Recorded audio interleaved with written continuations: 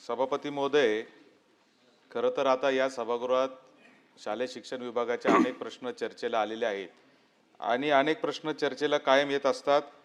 मला अतिशय खेदाने सांगितलं पाहिजे की राज्यात सगळ्यात भ्रष्ट जर विभाग कोणता असेल तर तो शालेय शिक्षण विभाग आहे, असं मला आज इथं या निमित्ताने खेदाने सांगावं लागतं। आणि याचं एकमेव कारण असं आहे की इतक्या किचकट प्रक्रिया आणि इतके किचकट नियम आणि याच्यामध्ये महसूल विभागामध्ये एका नियमाच्या चौकटीच्या बाहेर जाता येत नाही, गृह विभागात एका चौकटीच्या बाहेर जाता येत नाही, पण शालेय विभागामध्ये तर शिपायाला शिक्षक, शिक्षकाला चपराशी, चपराशीला काय काय काय प्रकार झालेत हे आपण शोधून सापडणार नाही अशी परिस्थिती आहे।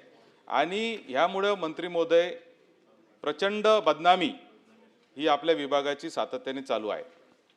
आज जो प्रश्न मी या ठिकाणी विचारला, या प्रश्नाला उत्तर देताना सगळ्या ह्याला आपण खरे नाही उत्तर दिलेलं आहे। काही प्रलंबित आहे का? खरे नाही। कोणते प्रश्न प्रलंबित आहेत का? खरे नाही। प्रकरण प्रलंबित आहेत का? खरे नाही। अहो खरे नाही म्हणजे सगळं जर काहीच प्रलंबित नसेल तर या आझाद मैदानावर लोक आंदोलनाला येत आहेत कशाला? कशासाठी दारोदार आज आंदोलन चालले? प्रत्येक जिल्ह्याच्या शिक्षण विभागाच्या दारासमोर आंदोलनं चाललेली आहेत आणि ही वस्तुस्थिती आहे मंत्री महोदय। आणि मंत्री महोदय कोणी असले तरी विभाग म्हणून हे कधीच सुधारायला तयार नाही, ही वस्तुस्थिती आहे। आणि म्हणून माझे काही स्पेसिफिक प्रश्न आहे की महाराष्ट्र लोकसेवा हक्क अधिनियम राईट टू सर्व्हिस ॲक्ट 2015 साली राज्यामध्ये कार्यान्वित झाला। त्यामध्ये प्रत्येक गोष्ट किती दिवसात झाली पाहिजे याचा नियम आहे। सगळ्यात जास्त ऐशी की तैसी या जर कायद्याची कोणी करत असेल तर तो शालेय शिक्षण विभाग आहे। कुठंच नियम पाळला जात नाहीये आणि याच्यात जो पैसे खायचेत त्या पैसे खाण्यासाठी ही ई प्रणाली नकोय तुमच्या लोकांना आणि म्हणून तिच्यात सातत फाटे फोडण्याचं काम हे सातत्याने चालू आहे। कुठेही ई प्रणाली चालू नाही। आज टाउन प्लॅनिंग विभागाने BPMS नावाची एक सिस्टीम चालू केली, ऑनलाईन बांधकाम परवानग्यांची। थोड्याफार त्रुटी असतील परंतु अतिशय चांगल्या पद्धतीने काम करत आहे। पासपोर्टच्या ऑफिसमध्ये जर आपण गेलो, TCS कंपनीने काम केलंय, परत एकदा गेल्यानंतर माणसाला परत जावं लागत नाही पासपोर्ट ऑफिसमध्ये। पण इथं ऑनलाईन ॲप्लिकेशन केल्यानंतर हार्ड कॉपी जमा नाही केली म्हणून रिजेक्ट झालेले प्रकरण आज माझ्याकडे जवळजवळ वर्षभरातले कितीतरी प्रकरण आहे। आणि म्हणून माझा स्पेसिफिक प्रश्न मंत्री महोदय आपल्याला असा आहे की अनेक प्रश्न आहेत, या प्रश्नांसाठी काही कालमर्यादा आपण ठरवणार आहात का?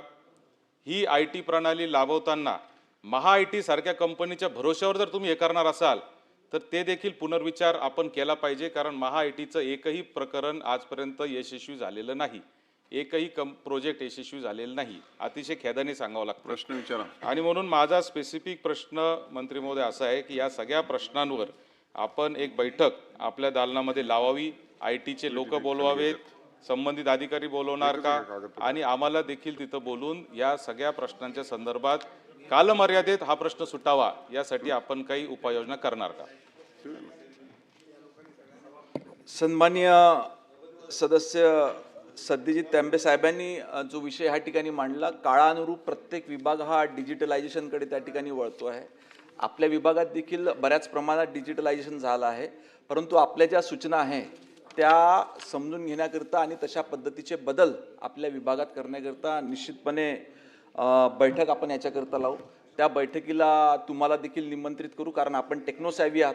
कोणत्या प्रकरणामध्ये कोणचं टेक्निक वापरलं पाहिजे हे सत्यजित तांब्यांना व्यवस्थित माहिती असते, त्याच्यामुळे तुमचं मार्गदर्शन निश्चितपणे याच्यामध्ये घेण्यात येईल।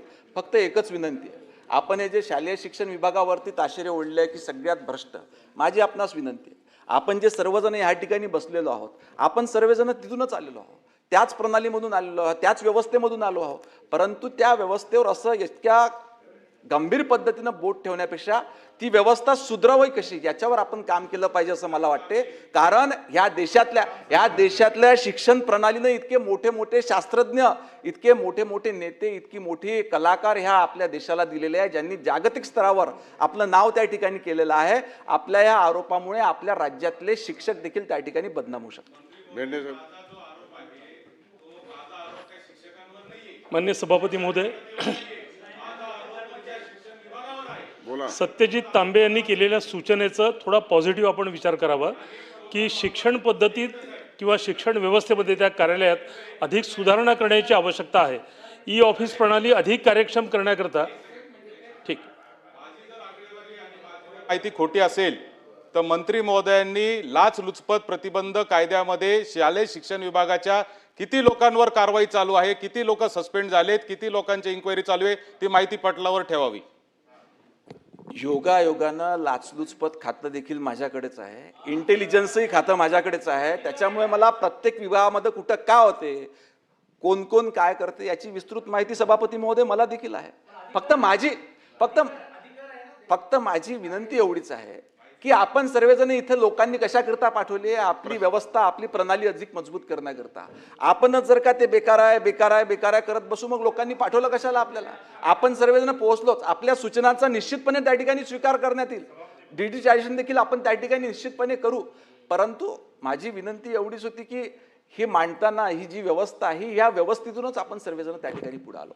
मान्य सत्यजित तांबेजींनी मांडलेल्या ज्या सूचना आहे त्या जरा पॉझिटिव्हली आपण घेतल्या पाहिजे. याचं कारण असं की ई ऑफिस प्रणालीमध्ये अधिक सुधारणा करण्याची गरज आहे की नाही, तर नक्की गरज आहे. आणि ही अधिक कार्यक्षम करण्याची काही आपली योजना आहे का याचा विचार केला पाहिजे. दुसरं असं आत्ता आपण मंत्री महोदयांनी उल्लेख केला की लाचलुचपत खातं देखील माझ्याकडे आहे. आपण नक्की शिक्षण विभागात असलेला एकंदर गोंधळ याचा देखील विचार केला पाहिजे आणि त्या अनुषंगाने शिक्षण विभागात जर असे झारीतले शुक्राचार्य असतील तर त्यांना देखील दुरुस्त करण्याकरता लाचलुचपत प्रतिबंधक त्या विभागाचा विचार करावा.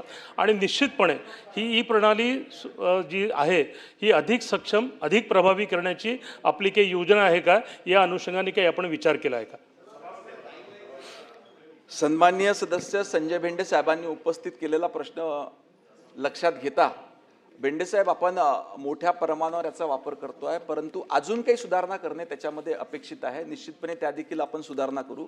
दुसरा विषय आपण जे सांगितला की लाचलुचपत विभागात असलेले प्रकरण याचा तातडीनं आढावा मी स्वतः त्या ठिकाणी घेईल आणि ज्या प्रकरणामध्ये जे दोषी आहेत त्यांच्यावर तात्काळ कार्यवाही करण्यात येईल. प्रश्न क्रमांक 5, 9706